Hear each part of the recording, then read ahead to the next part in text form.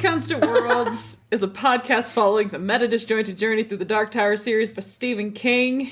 I am Kat, she, her, and I am remembering buying that clappy board that most of you have not heard about because it generally gets cut out of the episodes. I'm Taryn, they, them, and I have a growth mindset.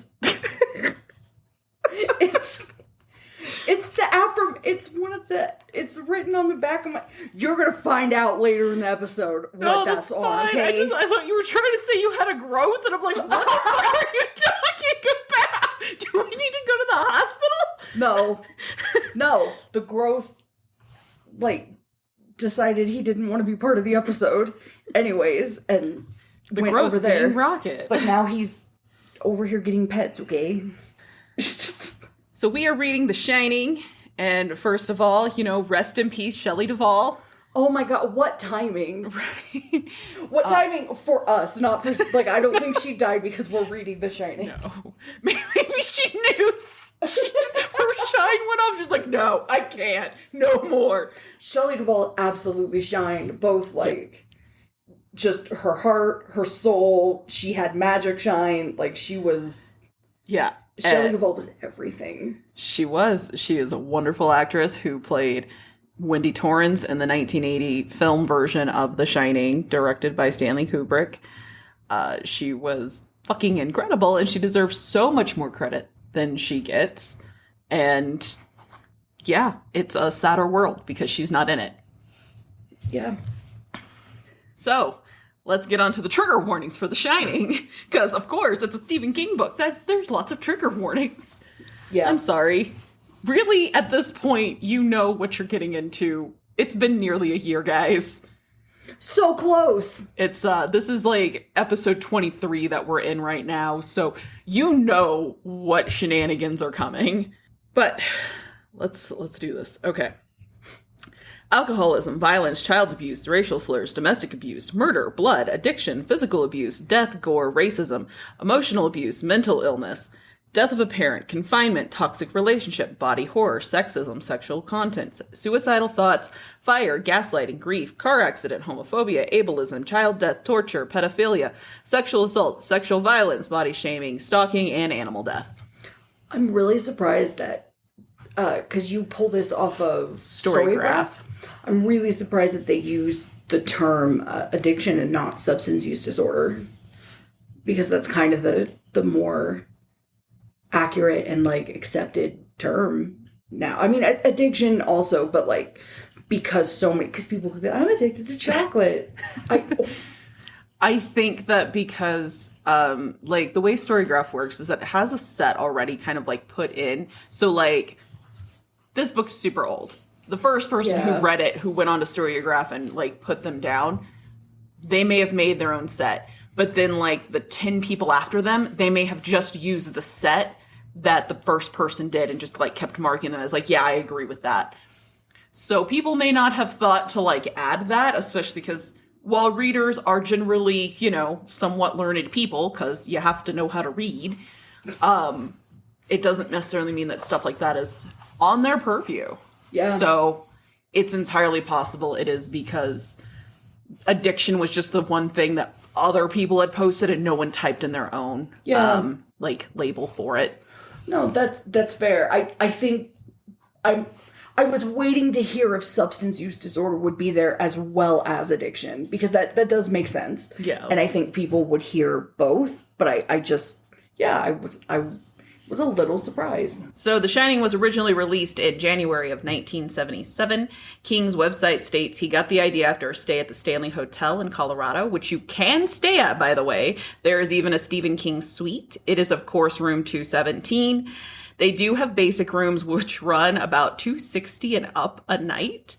The Stephen King room, I have no idea what it costs because you have to call for those reservations, and I absolutely will be calling to find out. Because maybe not this year, but I think we have to go. We can go and record an episode in the Stanley Hotel. Maybe do some ghost hunting in the room, because I doubt they're going to let us fuck around the rest of the hotel. Do you think ghosts can afford the Stephen King, room? I mean, the room was already there. If I died, I'm decide, would I start a ghost hotel as a spirit and charge other ghosts haunting vacations? I have to think about this. I'm sorry. Well, either way, they also have a Grant suite named after someone from Ghost Hunters. Oh. So there's another suite there of some note. But anyways, they also have a tour for The Shining. That's like $30 a person, so that's not really too bad. Whoa. They also have some other like tours specifically to go over their history and haunting existence. But yeah, like you should totally sub to our Patreon and help us get to the Stanley Hotel. Just saying. We'll make content while we're there. We'll bribe you. Our Patreon has very affordable rungs, which is much cheaper than $260 a night, so you can afford it through us. We can all go together in this way. Yep, we got a camera and phones. We'll live stream the entire time we're there if we have to. But more than that, and more than just seeing us go through the Stanley Hotel with you, you will get the upcoming Twilight episode that is coming through. You get, what else do they get when they sub to the Patreon? Megan will yell at us if we don't do this, and we don't want to get yelled at by Megan again. So what do they get? You can follow us for free. You can follow any Patreon creator for free if you just want some basic updates. It does mean that there's probably going to be a lot of things you don't get to see, but there will be some things you can see. Which I didn't know. Yeah. And is great information to have. Yeah, I feel like more people need to like remind you that you can follow them for free and at least get those basic updates. So, for $1, you would be at the magician level. And that would just be one general support towards us, but we will give you a member shout out on the podcast. For $1? For $1. $1. That's cheaper than Dollar Tree is now.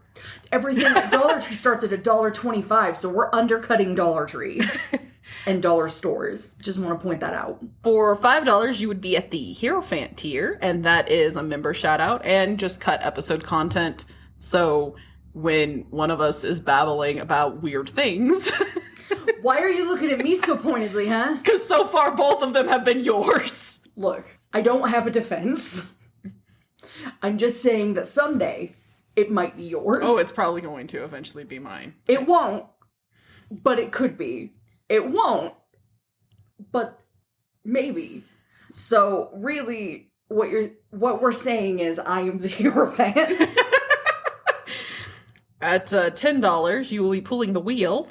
And you get all of that stuff, plus monthly bonus content, which is where we get the Twilight episode. Which I'm spearheading. Yeah. And I keep really, like, focusing on that. So what that means is, if you're getting everything at the Hierophant level, which is extra Taryn content, and then, so far, the extra monthly content is another thing that I'm doing. So you're just getting probably delays. I don't know. There will be other monthly content. You do not have to rely solely on like the Twilight content. I mean, not so far. I've been on it, actually, mainly because my boss lives with me, and I'm pretty sure because if people are subbing to it, like if you're paying for it, Kat will not let me delay it. That's true. And neither would probably Megan, and Megan's not even involved. But Megan wants to make sure that, like, we're letting you know how much we work on this and how much we deserve this. And I think that she would, encourage me so hard and make me feel so good about myself that, like, I wouldn't be allowed to delay it. I don't know if that makes sense. Fair. So... And so the final tier that we currently have is the $16 a month for the Tower, in which case you get all of the other stuff. So the member shout out, the cut episode content, the monthly bonus content, and then also what will be a growing library of tarot deep dives. So if you're wanting to learn more about the cards yourself, I'm sorry, it's going to probably be me trying to tell you them. So you're the Tower, basically. Yeah. And eventually there will be more, like, because I want to do actual tarot readings as an offer, but that's a little bit more advanced than we can get to right now. Because, we do this all by ourselves. That's why you have to get to the highest level to get more cat content. You're already getting so much cat content right now. So much of it's free. I kind of just show up right now. That's why you really, really need to support the podcast. You're kind of just... Cat invests... It's all her. She does everything. Everything is her. I'm just here. So, she tells me where to be, what we're supposed to read, and kind of just looks at me and says, make with the funny. And I only do that, like, part of the time, so... So, yeah, help us go to the Stanley Hotel. It'll be fun. Yeah. But, and help us try lobster and go to Maine at some point. I haven't dropped that, I just haven't mentioned it in a while. Fair enough. But back to Stephen King's inspiration. So apparently Stephen and Tabitha stayed at the Stanley, and he has a nightmare about his son Joe, who was 3 at the time, and thus the tale was born. So this book is actually dedicated to Joe Hill, which tells us a lot about the inspiration for Danny, I think. It's also fascinating that the sequel to The Shining, Dr. Sleep, is the book that supposedly Joe Hill and Stephen King accidentally created the same villains. And that's why they actively chose to, like, hey, we realize in this conversation that we're having that we kind of made the same villains here for these books.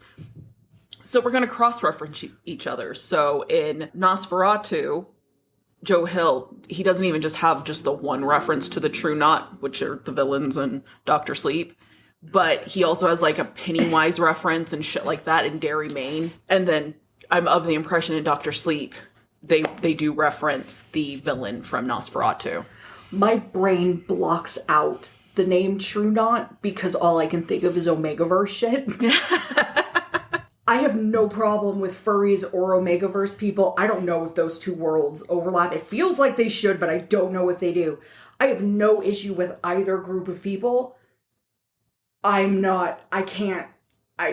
have like a scholarly interest in both while not like getting into either. So as I'm joking about that, it's not because I'm like deep in either. But I cannot, every time I hear the True Knot, I just see like a 8-foot tall, like FNAF, like looking white wolf, I guess, look with like unblinking plastic eyes, but like talking like Rose the Hat from Dr. Sleep. Anyways. Oh, what, are you trying to tell me that that's more cut Hierophant shit? Probably. So Jack Torrance is going for a job interview at the Overlook Hotel. He is gunning for the winter caretaker job. Jack has been nearly guaranteed the gig by his friend and former co-worker who has a stake in the hotel. Despite the interviewer, general manager Ullman, disliking Jack, Jack does get the job because that's what Mr. Shockley wanted. The Overlook has a colorful history, early on selling multiple times, typically in 7-year intervals to each owner. The number 7 happens a lot, actually. I took note of this. Not, I feel like, any shock to anybody here. But yeah, 7. 7 happens a lot, and I'll get to that later. The previous caretaker, Grady, murdered his family. He killed his daughters with an axe and his wife and himself with a shotgun. Jack takes in the history as he tours the place and does his best to hold his tongue with Ullman, a man he very much doesn't care for. Jack had previously been a teacher at a prestigious school, but lost his temper and lost his job. A student he cut from the debate team confronted him, and Jack got into a fight with him. This was all after Jack had given up the booze, but he still has anger issues. Yeah, he does. He's a very, very angry man. We learned that Danny had destroyed Jack's play. Jack went into a red cloud and broke Danny's arm. The play was written in 7 years, also, by the way. Wendy is going to leave him. However, she needed to secure herself before she could do that. Her relationship with her mother was not so good, so she didn't have anywhere to go. Sadly, this wasn't really enough to stop Jack from drinking. It, in fact, took him and his buddy Al, the guy who got him the job at the Overlook, driving while loaded. And Al was the actual driver, but they ended up hitting a bike that was just in the middle of the road, seemingly with no owner. And the incident spooked Jack enough that the same morning, once he got home from that, shenanigan. Wendy was prepared to tell him she was out, and he basically asked her, like, hey, can we talk about this in a week? And if you still want to do it in a week, we'll do it. She was confused, but she went ahead and gave him the opportunity, in which he did clean up, and she stayed. Danny, their 5-year-old son, the shining icon, he is in tune with his parents' emotions, and he likes that they love each other again. His shine is described... Very into it. Right? This is more Stephen King not knowing how to write a child.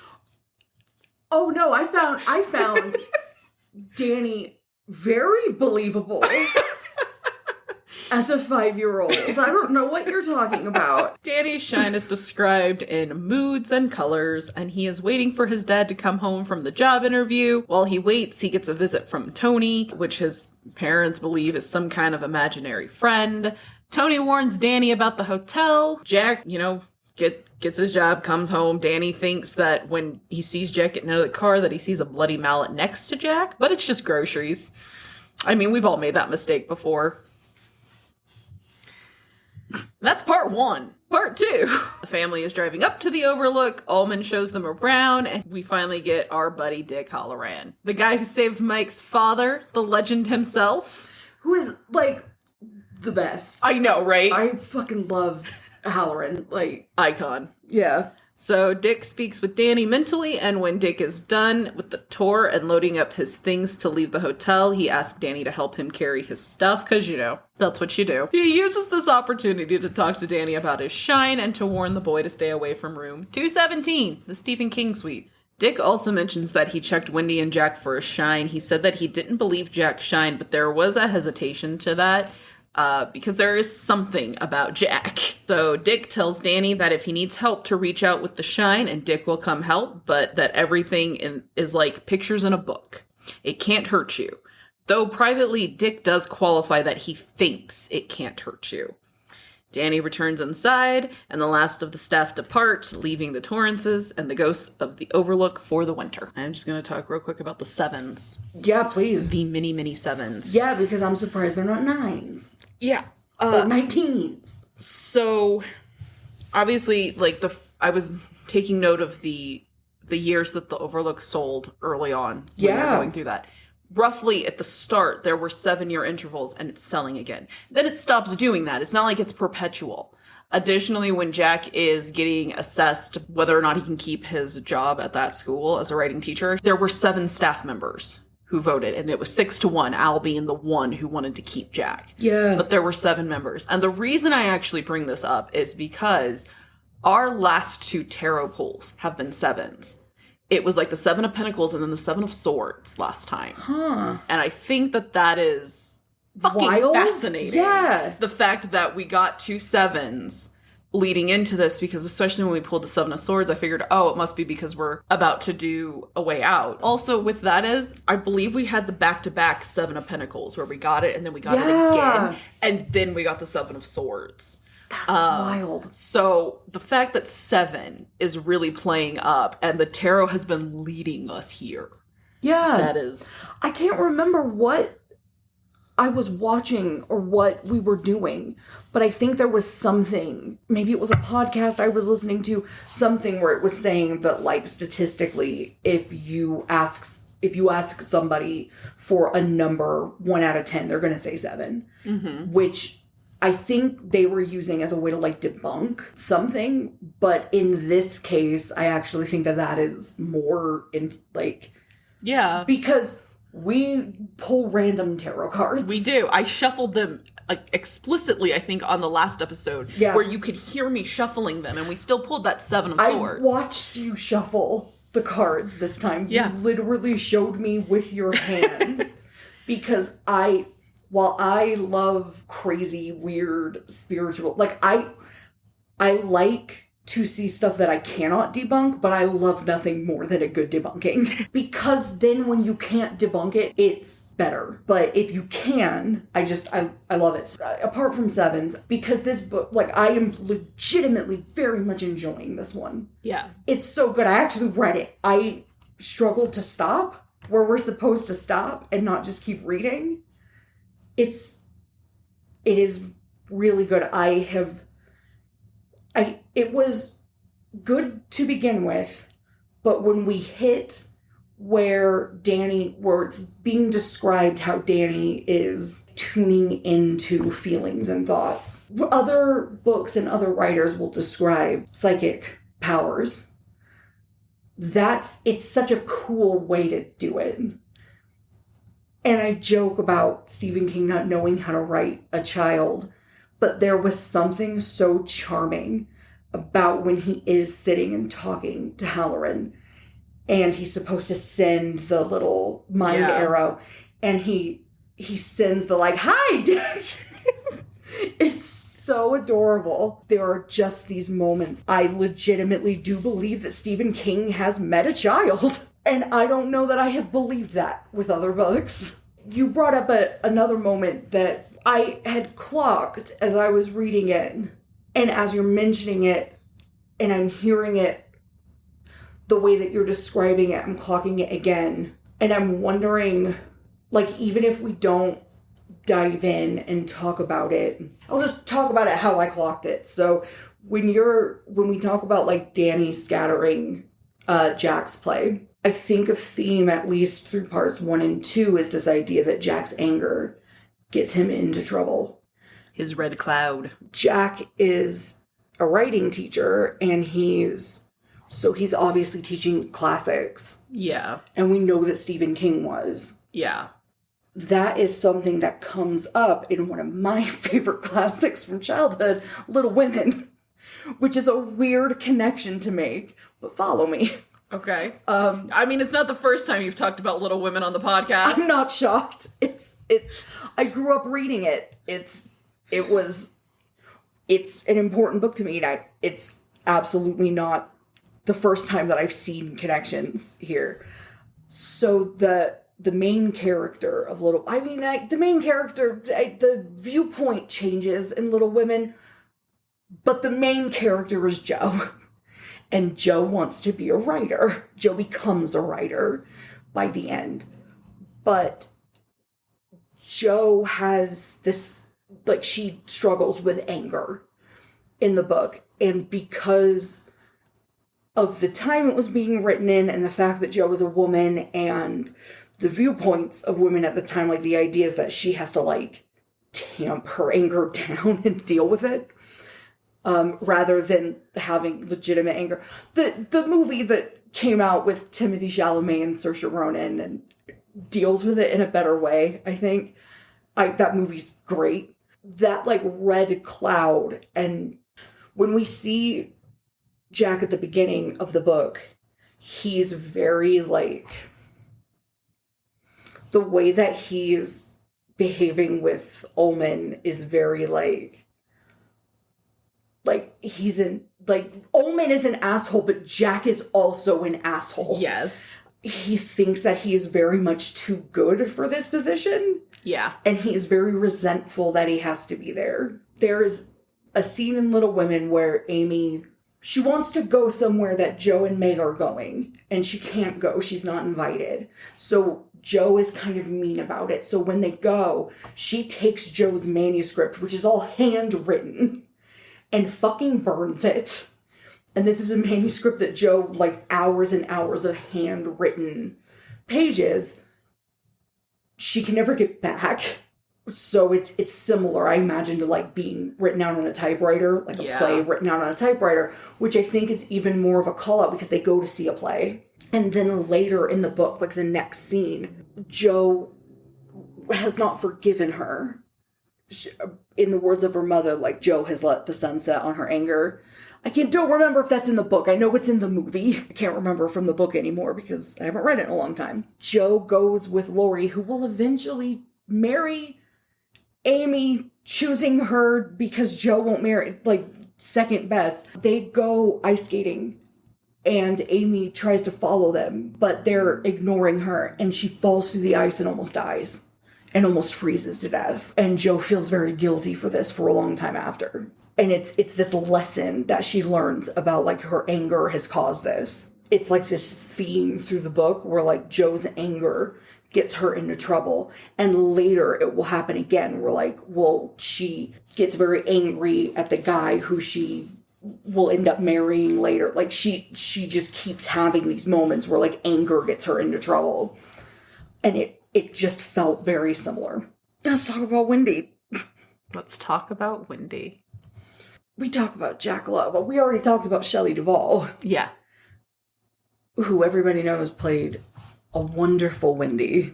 She did. This Wendy feels a little different, but not that much different. I didn't expect it to be this on point, but I don't know if I'm also...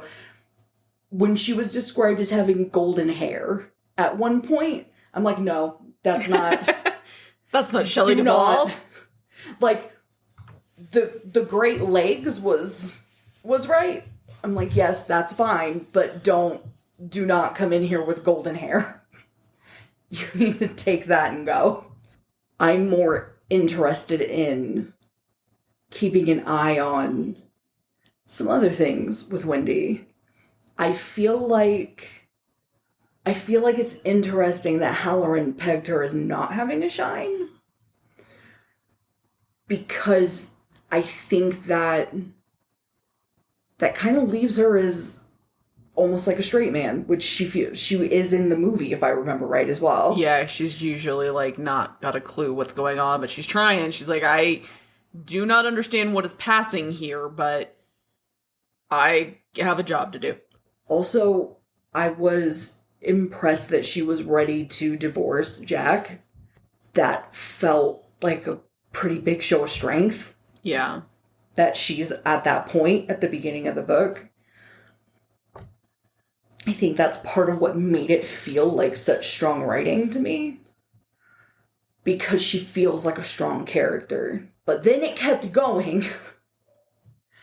And she gives the, like, recounting of their relationship.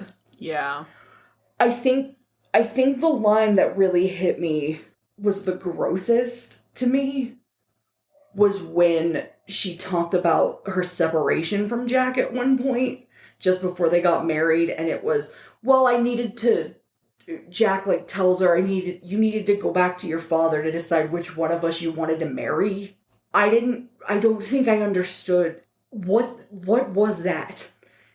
I don't think it was literal. I'm hoping it wasn't literal. It's Stephen King. It could have been literal, because it also kept being like, oh, her mother has all of that. Well, you came between me and your father. You came between me and your father. What the fuck do you mean? What do you mean? I think that's the point, is not to know. I either want to know or please, or like, don't include it. As I have talked about, and as you've pointed out a couple of times, I'm bringing up things that I've talked about several times on the podcast. As I've no doubt mentioned 5 million times, I had to do intensive outpatient therapy for some mental health things. And when you do that, you tend to do it with people who also are undergoing substance use disorder therapy, or at least the one that I did had that. And doing that, you learn about both things at the same time. So I'm kind of clocking.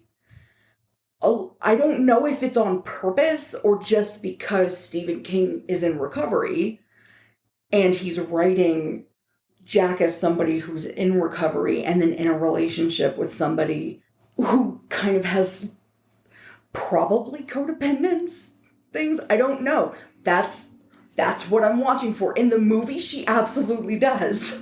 I don't know if he was in recovery by this point when he was writing this one. You know what? I think I'm assuming because I'm relating him with Jack so hard. Let me actually look that up. Yeah.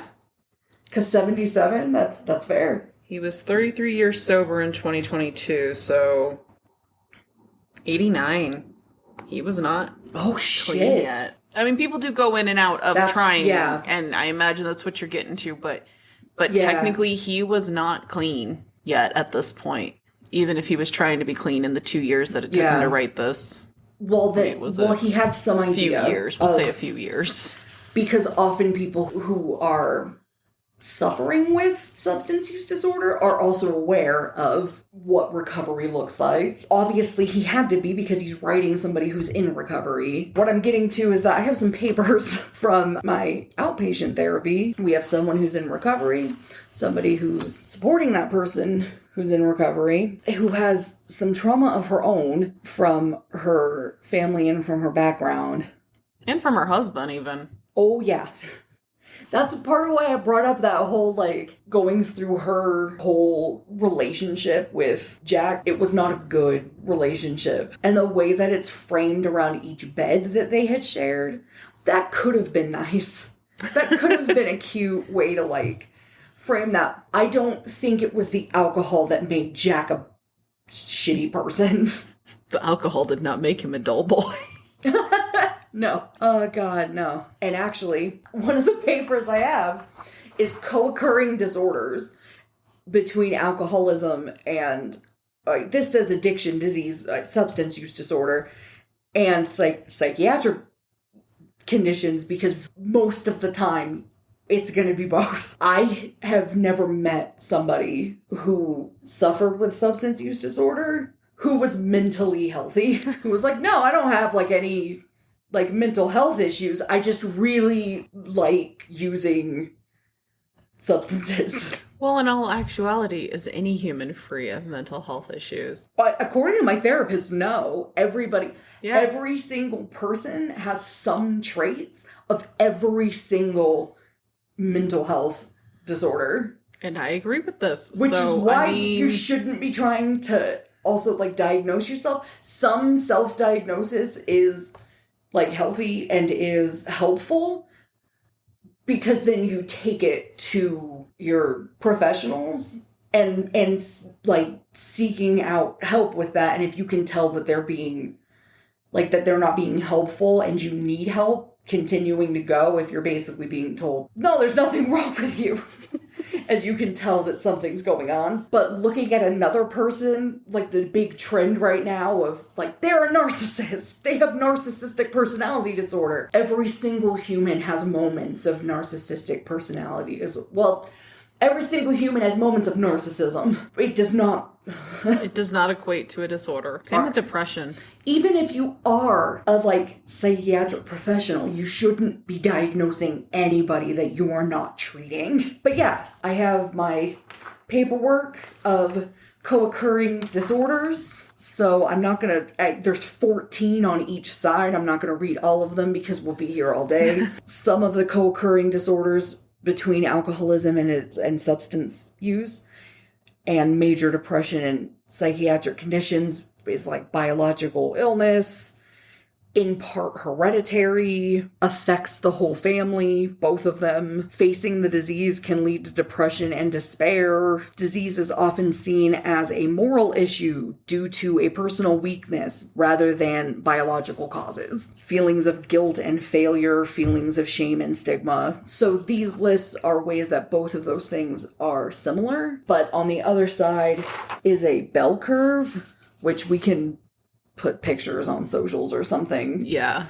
Is a bell curve of how manic depression disorder and addiction progress and how you can recover. It's how they're essentially the same things because they're co-occurring. And for Jack, we will see, I imagine, that they are co-occurring. And we have already in parts 1 and 2 seen that they're very similar to each other. And as he's getting more swamped with his work and as he's writing, but that's not the job that he's getting, and he's having to teach these rich little shits, it's not enough, and so he's lashing out with anger. And the more he drinks, the worse it gets. The more that he's ashamed of how much he's drinking, the more he drinks. When we can talk about Wendy and Jack together, because codependent, that's why it's called codependency.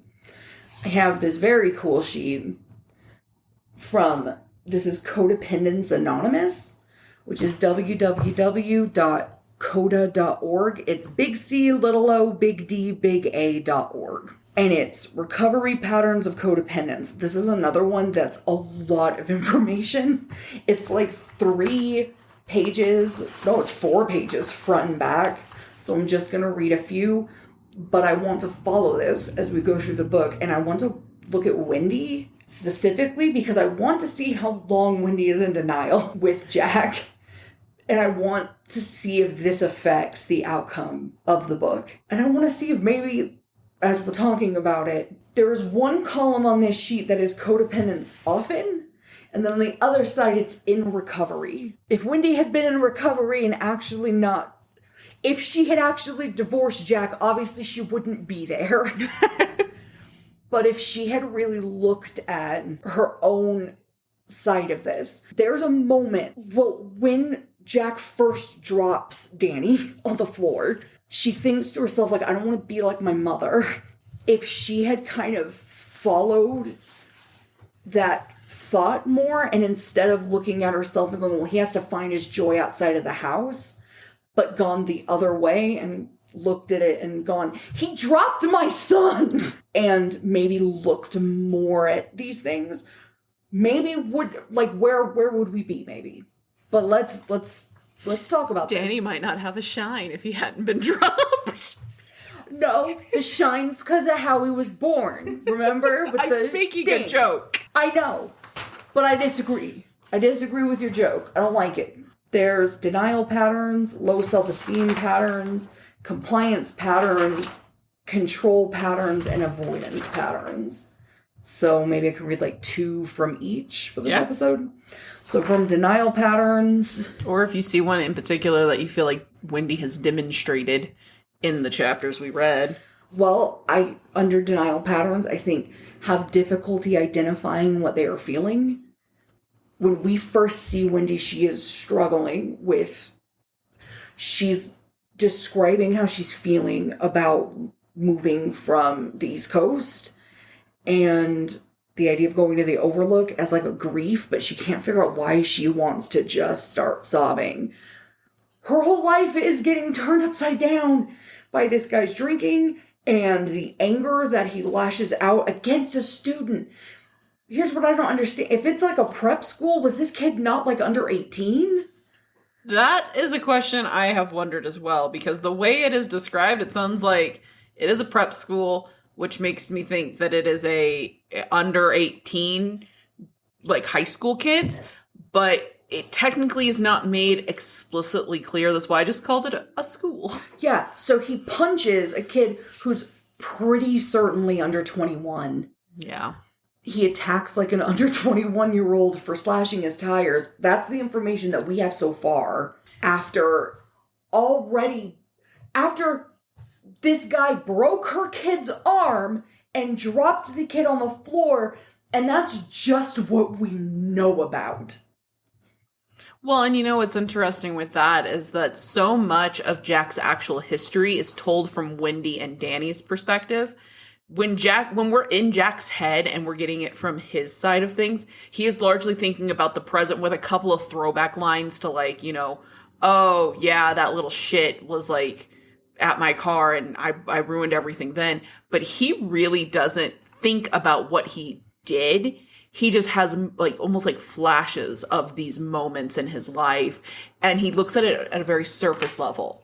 But when you get Wendy and Danny's perspective, there is a lot more detail because obviously they're watching Jack versus being in Jack's head. Yeah, I would say that is a hard one. That very accurate for her then. Yeah. So the thing that the corresponding thing across from that is I am aware of my feelings and identify them often in the moment. I know the difference between my thoughts and feelings. So rather than her being like, I don't know, like I just want to cry and I don't know why. I feel like I'm grieving and I can't understand why. Mm-hmm. She can like look at it and go, yeah, it's because my husband really like screwed the pooch. Like our car, he might break down in the mountains because our car is totally fucked. My kid is crazy now. I know that that's probably not the best way to describe it, but I do think that's how Wendy would describe it in this scenario. I've had to leave all of my friends behind. I've had to leave our whole life behind. There's people fighting upstairs now. The upstairs neighbor, by the way, is named Tom. Yeah, I noticed that. I caught that, but I was waiting because Elaine was like a weird call out. I didn't know. I'm like, the Elaine thing was weird. But Tom, and the fact that they're fighting and they're not married also kind of threw me off. But yeah, I know. Yeah, Tom.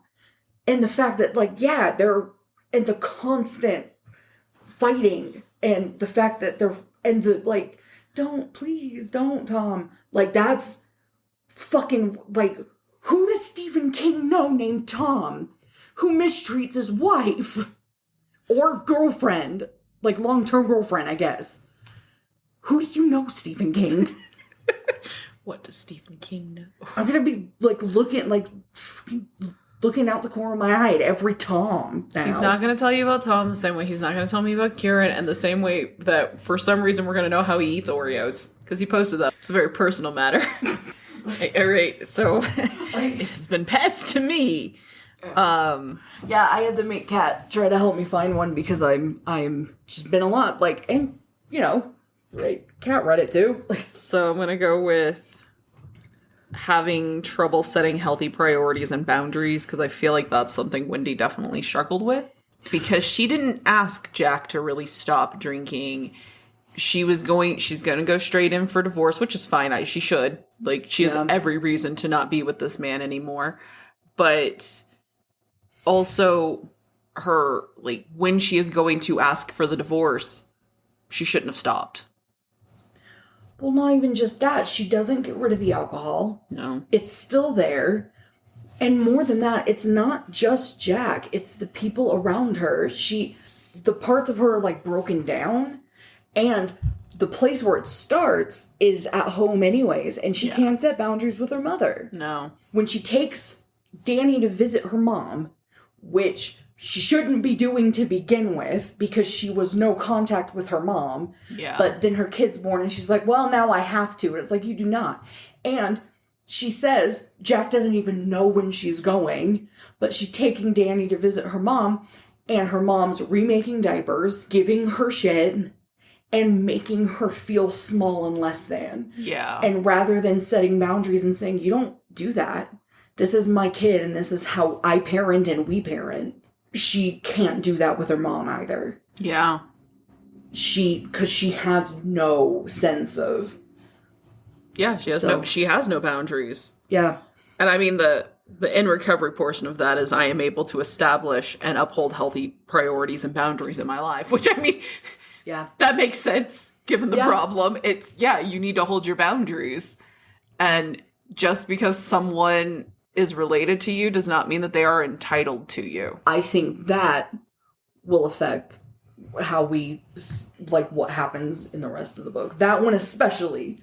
I think so too. Because if you can't hold boundaries with living people, how do you hold boundaries with a ghost? Well, and also when there's only 3 of you in a very, like, I mean, it's huge. If you really want to get away from someone, you can walk away. There's plenty of places to go be. But there's only the 3 of you.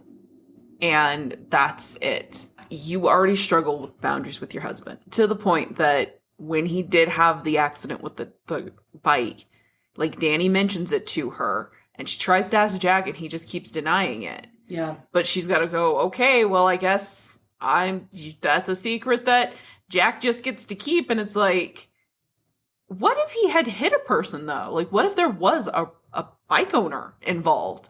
I mean, Al, again, was the one who was driving, but what if Jack had been? Your husband might have been involved in murder. You're just like, well, I guess that's a secret he gets to keep. And I mean, in reality, he can set that boundary. I'm keeping this secret. Yeah. I don't want to tell you. But then her response can be, well, if that's how you feel, then this marriage isn't. That's her setting a priority. Exactly. Like, that's how that should be. That's where this goes. And then guess what? The Shining doesn't happen. The Overlook, it only happens to Jack. And that's the point that we're getting at. Like, if Wendy was healthier. So I guess where I'm going is I blame it on Wendy's mom. Everything that happens from here is Wendy's mom's fault. And not the alcohol? Yeah, I don't have issues. I have no issues at all. No, I think that's fair. Especially because I think it's interesting that, like, the reason she doesn't tell Jack is because Jack doesn't get along with her mom. Yeah. And I imagine it's because they're fighting for control over Wendy. Yeah. Where both of them feel that they are entitled to control her and do things their way. Because obviously, her mom also doesn't like Jack. She thinks he's a piece of shit, and she's not wrong. They're both able to identify themselves in each other and go, no. Game recognizes game. It's a bad game, but we recognize each other. Which is why it's also interesting that before he'd marry Wendy, it was, you have to decide whether you want me or your dad. The fact that she has a degree in sociology. She's a homemaker. And she was typing. Like, she became so engrossed into Jack's life. Yeah. She's working in the English department and typing books and doing shit for him. She is sitting in on these conversations, like salons that they're having Saturday nights with him. But she's not. She has a sociology degree. And she's not using that or doing anything. Like, she has no friends of her own. She has nothing of hers. I think the image that stuck with me was like how she describes her sitting in the chair and then Jack underneath of her. And she literally talks about his hand shackled around her ankle as they're talking. As he's talking with her, with his guy friends, drinking beers all night. And like, she's not even in the conversation because they're talking about things that she's not even a part of. Yeah. And one, I'm like, you have a sociology degree, you have a degree, you could figure this out. And two, why are you here? Like, why are you a part of this then?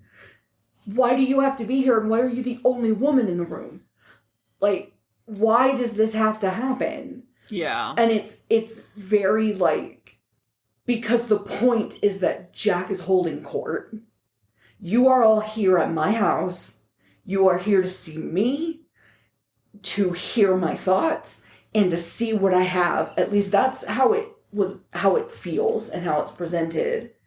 And now he's been like knocked so down and laid so low, and he can't fucking stand it. And I think it's really like exemplified. Like, there's a quote that got me in the first chapter when he's dealing with Stuart. They're both being assholes. When Ullman was asked, when they're talking about it, and he says like, well, was Grady a high school graduate and everything? Yeah. That was bad enough. Yeah, that was not. Yeah, that was bad enough. But there were some more insidious moments where Jack was kind of getting in there and being an asshole. He's slipping in bits of Jack's personality. He's having to show that he knows everything. Yeah. And that he already knows how to do this. And I feel like I have met this dude. I've had to train this dude. I've had to deal with this dude. You have had to deal with this person at jobs 100%. Yeah. 100%. So I have the paperback of The Shining, and it's on page 12. It's the job interview. So it's right in chapter 1, where Ullman is describing what happened with Grady to Jack, and he says to him, it's a curious condition which the old-timers call cabin fever, and asks, do you know the term? Ullman offered a patronizing little smile, ready to explain as soon as Jack admitted his ignorance, and Jack was happy to respond quickly and crisply. And he describes exactly what it is in painful detail. Ullman looked rather nonplussed, which did Jack a world of good. He decided to press a little further, but silently promised Wendy he would stay cool. And he literally tells Ullman, I suspect you did make a mistake at that. Did he hurt them? And Ullman explains, like, he killed them. Ullman's kind of being a dick, but at the same time, like, he's not. I only came to the conclusion that Ullman was being a dick because you see later, once they actually get to the hotel, that he's kind of, he just keeps telling people when they tell him, like, have a good time off. He's like, I won't. Like, and then, like, one time he's kind of mean to one of the other employees. Otherwise, he's just, like, no, fine. I think Ullman has perfectly good reason to maybe not be thrilled about Jack. Because nepotism is at play, because Al is the one who got Jack the interview and basically said, give him the job. Yeah. You'll go through the formality of the interview, but you're going to give him the job unless you have a massive red flag, which means that Ullman probably looked up the news articles, because I doubt a teacher doing whatever he did to a student at a very prestigious school, a school that is described as being very high rung, an important school, a school that Al Shockley works at in the first place because him and his rich daddy really believed in this school.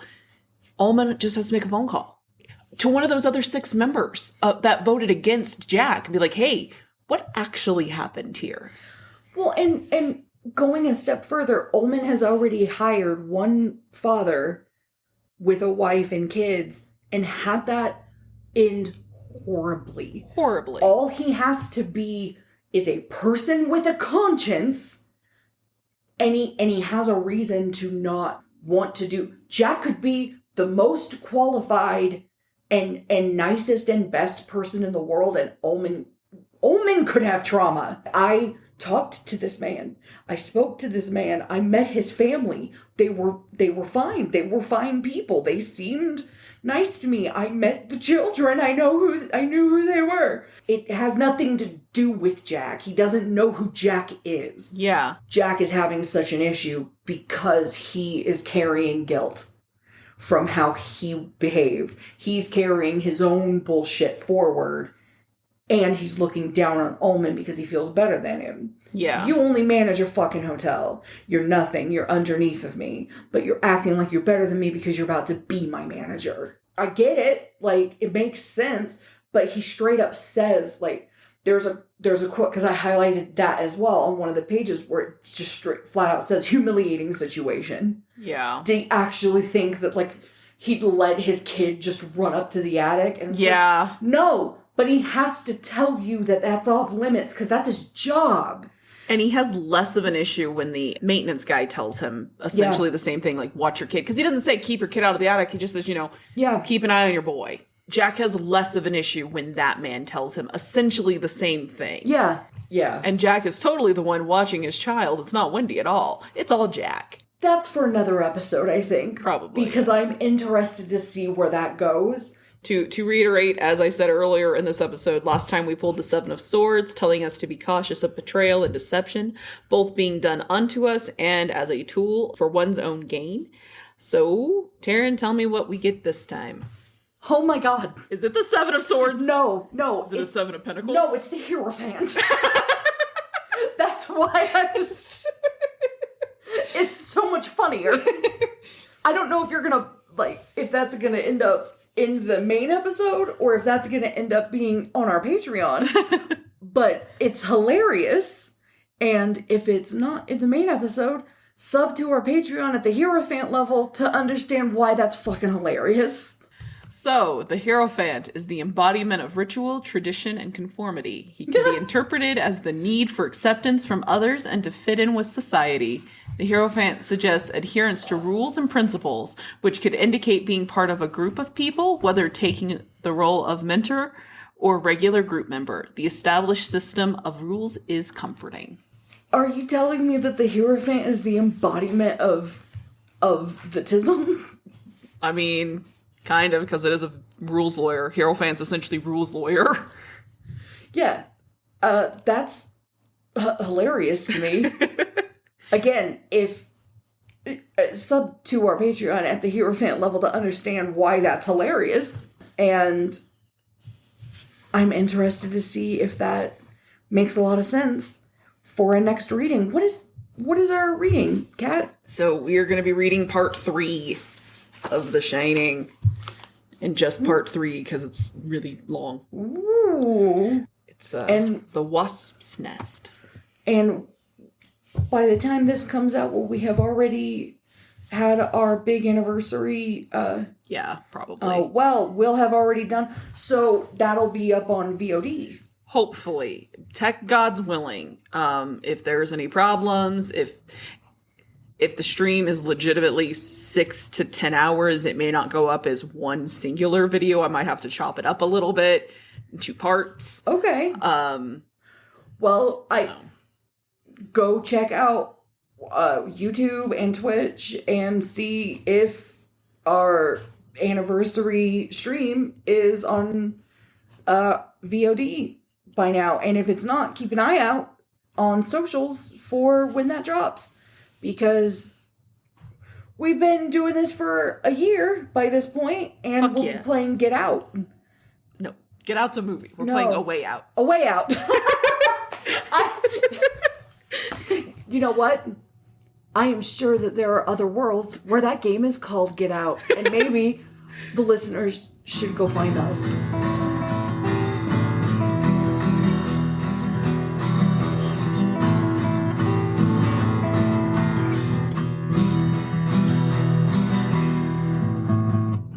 You can email us at manyconstantworlds@gmail.com, DM us on Instagram, and check out our Patreon. All links can be found in the description of our episodes. We work really hard for the Patreon, and Megan gets mad if we don't say that.